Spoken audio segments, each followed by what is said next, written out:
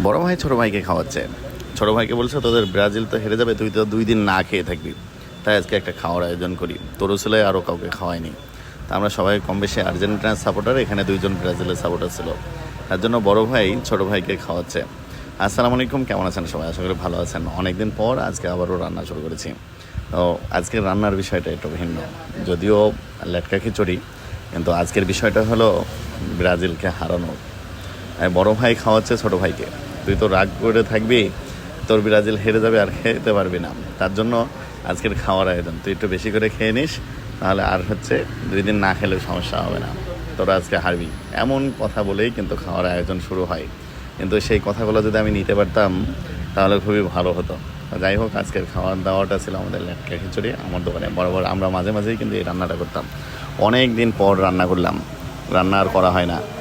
দীর্ঘ সেই শীতে রান্না করেছে, আর করা হয় নাই, তো আবারও করলাম রান্না আমাদের শেষ পর্যায়ে। আমার কাছে বেস্ট রান্না আর কি, আমার কাছে লাটকা খিচুড়ি। অনেক ধরনের রান্না পারি, তার মধ্যে এটা আমার কাছে ভালো লাগে। আপনারা বলেন আর কি, যারা খেয়েছেন। চেষ্টা করি ভালো রান্না। তো আমাদের রান্নার শেষ পর্যায়ে এখন খাওয়ার পালা। তো দেখতে পাচ্ছেন আমরা রান্না পরিবেশন করব, মানে খাবার পরিবেশন করব। কে হারবে আর কে জিতবে সেটা তো পরের কথা। এই যে দেখেন সাদা শার্ট পরে আছে যেই ভাইয়া, আর এই মোজো ঠেলে দিচ্ছে এটা হচ্ছে বড় ভাই, আর এই সাদা শার্ট পরে আছে এটা হচ্ছে ছোট ভাই বিশাল। তার উদ্দেশ্যে আজকে খাওয়া দাওয়া। ব্রাজিল আজকে হারবে। তো বাবা বড় ছেলে আর্জেন্টিনা আর ছোট ছেলে ব্রাজিল। খুবই আনন্দের একটা বিষয়। তো আমার দোকানে খাওয়া দাওয়া, আমি মূলত রান্না করেছি এবং আমার খাবার পরিবেশন করতেও ভালো লাগে, রান্না করতে ভালো লাগে। এটা আসলে মন থেকেই হয়ে থাকে। তো আরও একটা আয়োজন হতে পারে, আজকে একটা আয়োজন হচ্ছে। তো খিচুড়িটার কেমন স্বাদ হয়েছিল অবশ্যই যারা খেয়েছেন জানাবেন। আমার দোকানের সামনেই খাওয়া দাওয়া করছিলাম, যদিও দোকানের নামটা নেওয়া হয় নাই।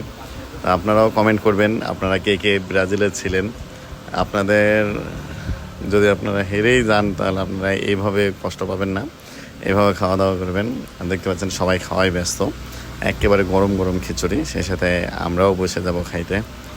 আমার দিতে ভালো লাগে, সেই সাথে সরিষার তেল আছে। খাওয়ার আয়োজন মানে খাবার স্বাদ ফিরে পেতে একটা সরিষার তেল খিচুড়িতে অন্যরকম। কাঁচা পেঁয়াজ, কাঁচামরিচ, তারপর এই যে আমার ছোটো ভাই মাহি খাচ্ছে।